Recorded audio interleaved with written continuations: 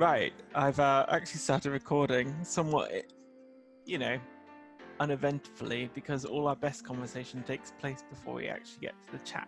So now we're just recording and we're going to talk about Biden's VP choice. What else? Ice cream and illegal immigrants, migrants, or however we want to call them. I'm sure Aaron has something interesting to say about that. Hello, what are we all doing? Drinking, even. Aaron? Same. Drinking. Drinking Having what? Drinking what? my usual drink, a nice white wine. Yeah, in the middle of the day by the looks of it. Daytime drinking, obviously. Nice. It's I'm 5 back o'clock in somewhere. Australia. It's 5 o'clock somewhere. And Peter, what are you drinking? I'm drinking water because it's been obscenely hot for the past few days. It has indeed, again, with the soda water and mint leaves. Please tell us, how do we feel about Biden's new VP? I imagine Peter's got loads of views about it, but Aaron is probably the one we want to come to first. Tell us about it, Aaron. So Kamala Harris is actually the Biden's vice presidential pick, and I thought that is actually quite hilarious for numerous reasons. So first of all, I think that he's absolutely insane to pick Kamala Harris, given the fact that the woman effectively accused him of being a racist, and being I guess an evil person for opposing busing, which apparently Kamala Harris was, to tug at everyone's heartstrings, was one of the students that was actually involved in that program. Woo, hoo, hoo. Well done. Congratulations on trying to win some emotional points there, Kamala. Right. But on top of that as well, if you also recall, she was also one of the people, the strong proponents of the Me Too movement, and in particular the whole "Believe All Women" hashtag. The Justice Kavanaugh confirmation. She gave Kavanaugh a very hard time during his confirmation hearings, and of course, came up with the phrase that we should believe all women, who just wildly throws any accusation, despite the fact that there's no evidence or no facts to support this, right? And ironically enough, this also came to to the debate when apparently there's a few women that were accusing Joe Biden of actually sexual misconduct, and at the same time she said that they should be believed as well. So the woman is filled with hypocrisy. She's an evil person. She laughs at policies that she enforced herself, like for instance smoking pot. So she bragged about smoking pot when, in fact, she was one of the DAs that actually imprisoned a lot of people, including Black Americans, for minor crimes like smoking pot, and laughs about it while she was actually laughs about breaking the law while she's actually on radio. She called 18 to 24-year-olds stupid idiots, and finally, probably one of my favorite ones was when she actually laughed about her implementing or punishing parents for their children's truancy. And she laughed about that like an evil witch. So great person to have there as a VP pick, I think. I think that, from a Republican point of view. And yeah, if he is effectively expected to take on Joe Biden, as in, become president, because they don't believe that Joe Biden will last a full 4 years, then good luck with that. Right. Well, that seems very comprehensive, but it also seems a lot like there was a lot of stuff in there that you might agree with, which is the sort of hypocrisy I've been noticing. And I thought that a lot of people scrabbled around and they weren't quite sure why they hated her. They had to find the reasons. Because I think she's been a relatively obscure individual in terms of the grand narratives of politics. She's not the Pocahontas Warren level of notoriety. So when you say all these things, it makes me think that you're desperately looking for reasons to hate this poor woman. And on the surface, as from what I've seen of her in the last 24 hours, she's been quite affable and nice and polite. And I think it's a good thing if she's been locking up drug abusers, isn't it? Do your research, Simon. Do your research. Dig it deep into someone's political career. If you dig deep into anyone's political career, you can find 100 reasons why you don't like her. I think she's a lot more likable than Biden, for example. And if the option is for her to replace Biden, then that's as far as I can tell, double thumbs up from me. I don't actually understand the problem yet. I'm sure I'll be enlightened on the topic later. What do you think, Peter? Any ideas? Well, I mean, I guess it's kind of interesting in the sense that, well, I assume obviously Biden didn't necessarily pick her. I assume it was just the campaign, and then he rubber stamped it. I even remember the conversation. Yeah, yeah, I mean, well, one bonus is she's got a pulse, so that's great. Yeah. I mean, it's probably a pretty kind of standard pick, I guess, in the case. They've got like the old guy, and now they've got like the young woman who's going to take over from him when he inevitably dies. And I think, like you, Simon, it feels like there doesn't seem to be anything. She doesn't seem very notorious, at least on this side of the pond. I know that there's some. I think there's some stuff she's voted on and some stuff she's done, which you could probably pick apart and say is bad, but I guess it's the best that America's got right now. Well, yes, I don't think she's a particularly offensive character as far as she comes across. I mean, as we must live in this paradigm now where everything is judged, is something that's very true about Biden, that he is stale, male, and pale, and she is certainly not any of those things. So hang on for 2 seconds. So why does it matter then? So, you mentioned that, okay, Biden is white, male, stale, and pale, which kind of like shifts the argument towards effectively not purchasing, what's the word? Identity politics. Identity politics. That's the word, the phrase I'm looking for. So why does it matter? Shouldn't be. And this is actually the major criticism about Biden's pick is because he actually boxed himself in by effectively declaring that he will pick a woman of color as his running mate. So he literally narrowed down the pool to a handful of people. And I think that they really struggled because if you think about who she was up against in that category, you have Stacey Abrams, who was the failed gubernatorial candidate. You had Susan Rice, who was the national security advisor, who was involved, and I think UN ambassador, who was involved in Benghazi.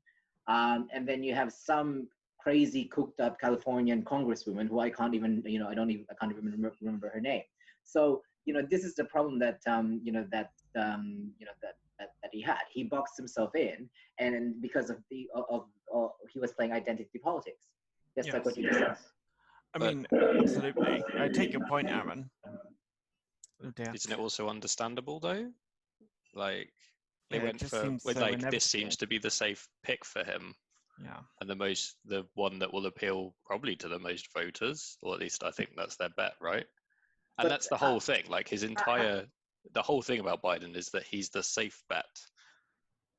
Like that is the reason like they're running him and they're doing all this because they're trying to counteract the whole like Trump look how safe and just like normal and like middle of the road Biden is, and how middle of the road, like, and now he's picked a nice safe candidate that appeals to the younger demographic. What? Because she's black, or sorry, she's not even black. Because she's colored. I think that's probably like one of the most insulting things to kind of like that's one of the most insulting things to tell a voting population that because we're going you don't care about the substance, the policy, the character of this person. What you care about is what he or she looks like in the outside. And if she's a female and a minority female at that, then therefore she would be you'd be able to relate to her. That's effectively what she said. But what about Pence? Why was he picked? Probably to shore up the religious right, faith in their 3 divorcee string of affairs, slept with porn stars, Trump. Yeah, but I mean, look, Pence is they needed someone who had political experience. Pence was, definitely had that. He had executive experience because he was the governor of Indiana. So that's what they were shoring. That's what they were shoring up. I mean, what does Kamala Harris have aside from the aesthetics that Joe Biden doesn't have? I'm not keen on playing identity politics. I really don't like it at all. But I mean, America, with its two-party system so entrenched that it comes down to this presidential race, seems particularly hooked up on building the coalitions of people that will secure your vote, and people's backgrounds, identities, and the minority groups that they seem to belong to appear to be incredibly important for that. So, I mean, we criticize her for her record, hopefully, not because of immutable characteristics about her. But this is the thing though, and this is kind of like my point, is that I've never brought up her physical characteristics, or what she identifies with or anything like that. I was actually criticizing her in the record. What I don't understand is like why people like yourselves always bring up bring up the fact that she's a colored woman. What Peter just said over there basically said something like, well, because, well, paraphrasing obviously Peter, but well, because she's she's the best choice because people who are, because Joe Biden is a white male, and you needed someone to balance the ticket out, so you can find someone that that people can find someone they can relate with, or the non-white males can relate with. That's because it's kind of obvious that they're playing that game, right? Like it's like Simon said, it doesn't matter. Some of the specifics around Pence, it was like there was also a large part of it was to kind of appeal to that, like the religious areas of the US, and it's kind of obvious that it's the same with her, and that's the situation that America's got itself in, a lot of politics has got itself in. I'm not saying it's right, but I think it's also kind of naive to think that that's not the case, or like ignore it or not bring it up. Well, put it this way, they never made a whole song and dance about the fact that Mike Pence is a God-fearing man or a highly religious God-fearing man. They never. I think that's been covered. Yeah, I don't think they needed to. That was. Oh, okay, so what you're basically saying is that they just speak. It just speaks for he just speaks on his own based on his own actions, right? So so this is kind of like my point. It's like they're based. So the whole Kamala Harris appointment was purely to pander to identity politics. That's the only reason why she's she's in that the VP pick.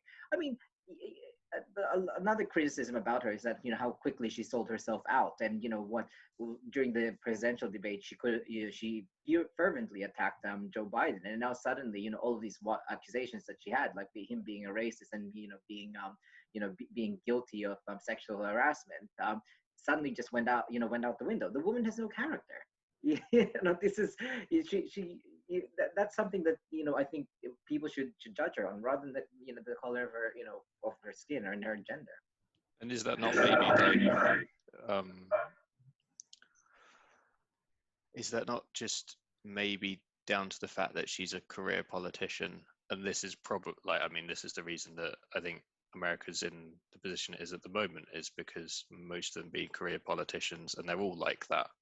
Like, to succeed in it was viewed to succeed in politics in America, that's what you kind of had to do. And the kind of people that attracts are those that probably don't have much character, but they can stand in front of a lectern and give a nice speech about whatever they need to believe in at that particular point in time to win the right polling tells them to. Yeah.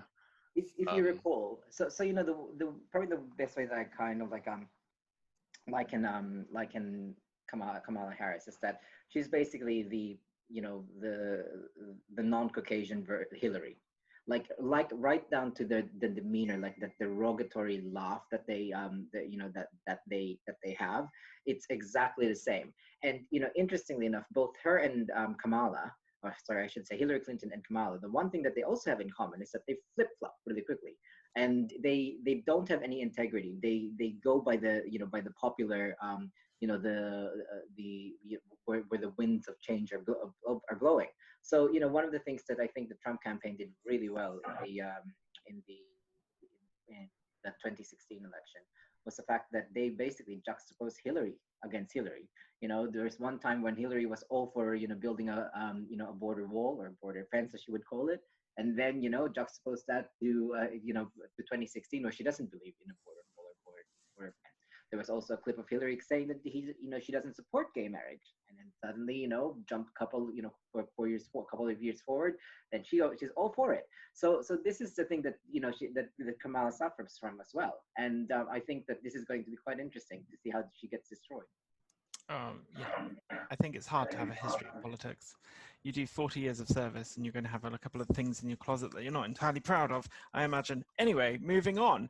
A lot of people are very upset on this hot summery day that we've just been enjoying with Ben & Jerry's. They're not convinced that that ice cream company is truly patriotic because they've been tweeting our Home Secretary complaining about how migrants are being treated as they cross the channel in their dinghies, being picked up by the lifeguard halfway across after being escorted by French Coast Guard authorities. This is the accusation anyway. Her efforts have been somewhat lackluster, and she claims that she's being hampered by international laws and maritime tradition. So what are we thinking about this? Are we particularly concerned about 100 or so migrants a day? Is this a problem? Who's paying for them when they come here? Is this fine? Is this good? What do you think, Aaron? It's a terrible, terrible idea. So for starters, I'm not a huge fan of can you just, first of all, let's just clarify this and classify this. Please do. It's not, you said migrants, and that's actually not quite true. It's actually effectively asylees, I believe, or people seeking asylum in the United Kingdom, from what I can ascertain by the quick article that I just read then. And so they're not legal migrants, because if they were legal migrants, then this wouldn't be an issue. If they went through the whole point system and all of that, then fine, then they shouldn't be an issue at all. I think where the inherent issue lies is the fact that these are effectively people who are seeking asylum under the UNHCR. So my issue with that is that I've always been a firm believer that countries should pull out the UNHCR. I do not believe in asylum seeking, and I think that I don't think any country is or should be obligated to actually take asylum seekers. The mere fact that some countries do, or a lot of countries do, is nice of them. It's very philanthropic, but I don't think it's actually mandatory. And if a country decides not to actually take in any asylum seekers, then I think that they are well within their rights to do that. I think overall, as I would quote one of the Australian prime ministers who also was faced with this problem in the past, we will decide who comes in this country and on what terms. And that was said by John Howard in his speech to Parliament, talking about effectively illegal immigration in Australia. Okay. I think that was quite an anti-humanitarian point of view that you've just taken. If you're going to say that you can't possibly have a refugee situation, think about the Lebanon, which is right next to where we got it next to Syria, and they've currently in their country of about 4 million people got 1 million extra refugees, because you have to. You can't just let people live outside your country like that when there's pandemonium breaking loose on the other side. However, it is slightly different. Ghastly as France is, they're not exactly escaping from a war-torn hellhole. So there is not necessarily the imperative. David Cameron, during the last or several summers ago, said that we were supporting camps in Turkey a lot closer with a lot more proximity to the actual event, rather than allowing people to come across Europe, which seems like more of a sustainable solution for the United Kingdom's, as rich as it is, humanitarian contribution to the world. I mean, what do you think about it, Peter? Are you particularly concerned about this issue? I mean, I'd find it, I guess I'd kind of question why they're having to come via boat in the first place, like they are. Because they can't walk on water. Well, it's like, should there not be a more safer, more official route of them to come over? There is. They're called UNHCR camps. From there, you can apply for asylum status in the country. So then what's causing those people to, instead of staying in those camps, to then get on a boat and try and, well, get across the channel?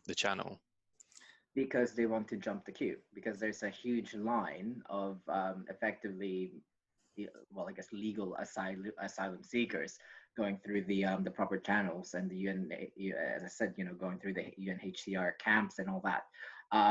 So that's the problem. So a lot of these people don't want to go through that process because I don't know, it might take years, and yeah, that's why they want to effectively jump the line.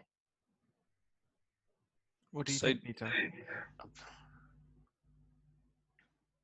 I mean, it's obviously going to be a really dicey topic, right? But it just, to me, it feels like this is just a symptom of something that's obviously going wrong. Like, why does it take? Why are they wanting to jump the queue? Why are they not wanting? What's the issue with the camps, or why is it taking years for someone to move from one of those camps to actually be able to come to the country that they're trying to seek asylum in?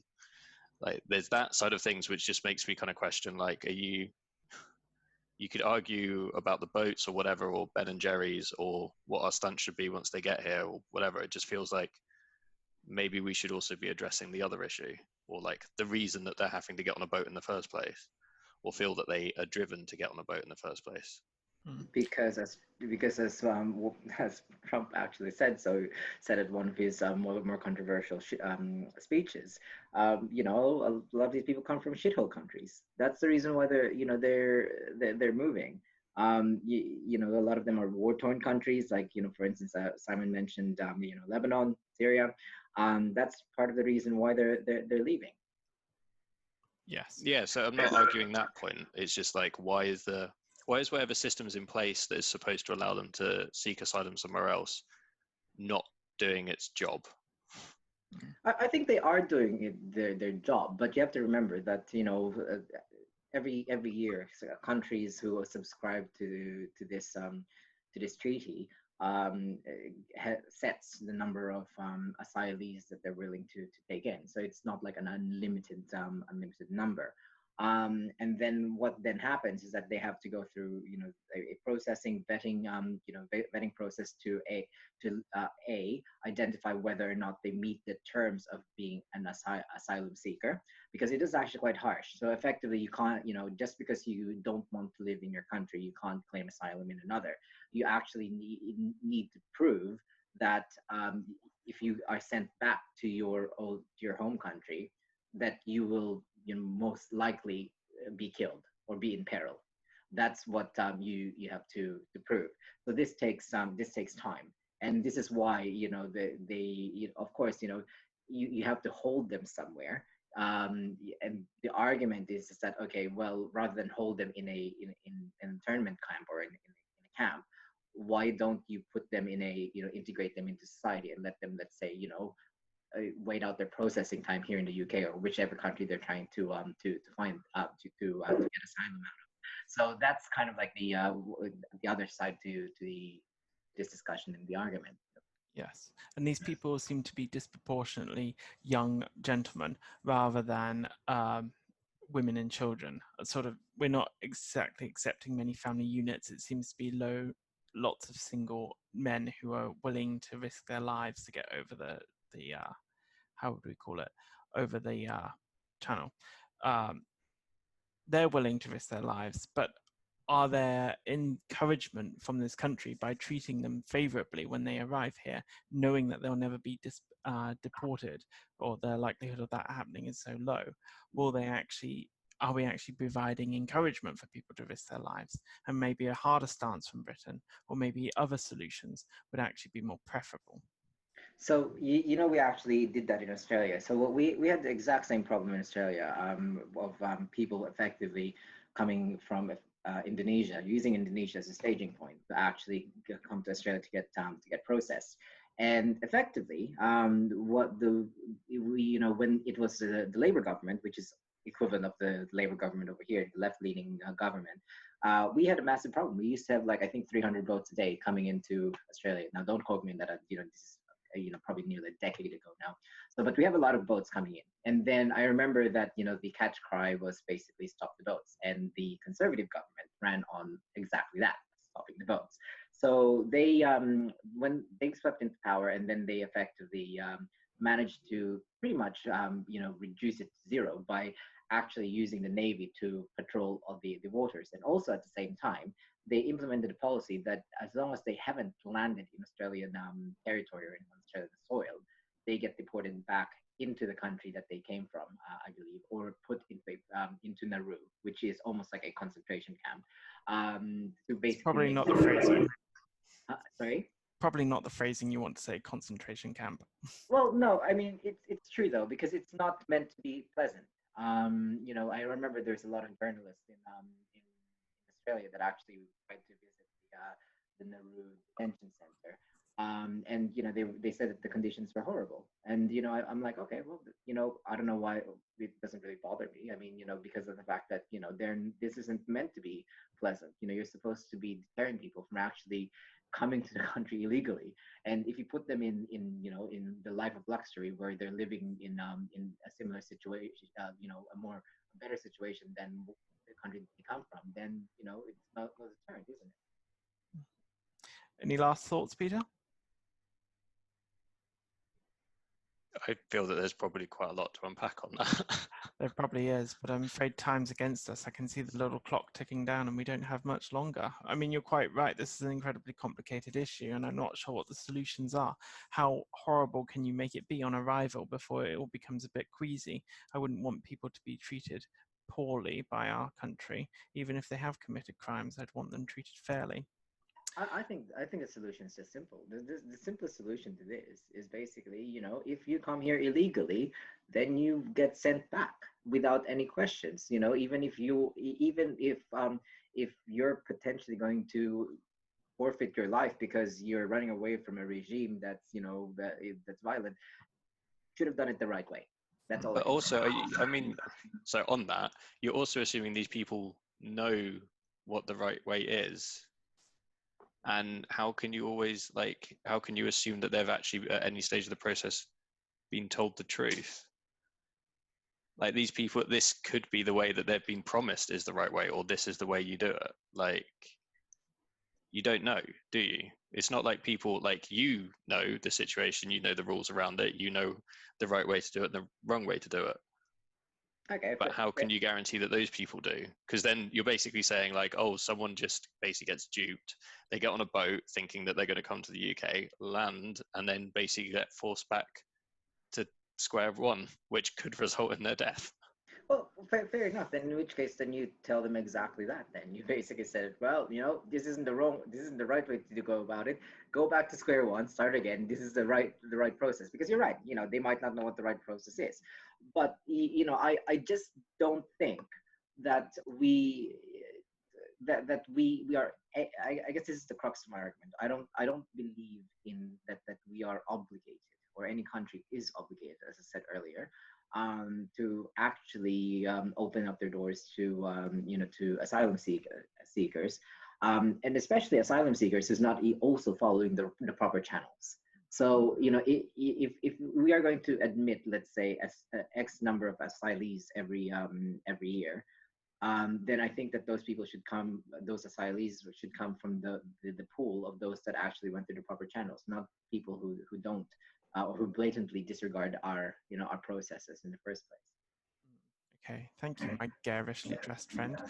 So I will bring it to a conclusion then, I guess. Thank you, Aaron, for talking to us. Can you say goodbye? Thanks, Simon. Oh, bye-bye, Aaron. And Peter, stunning contribution as ever. Thank you, Peter. Where are you, Peter? Just say goodbye again for us. Goodbye. Goodbye. Excellent. Well done. Terrific show, everyone. Thank you. There we go.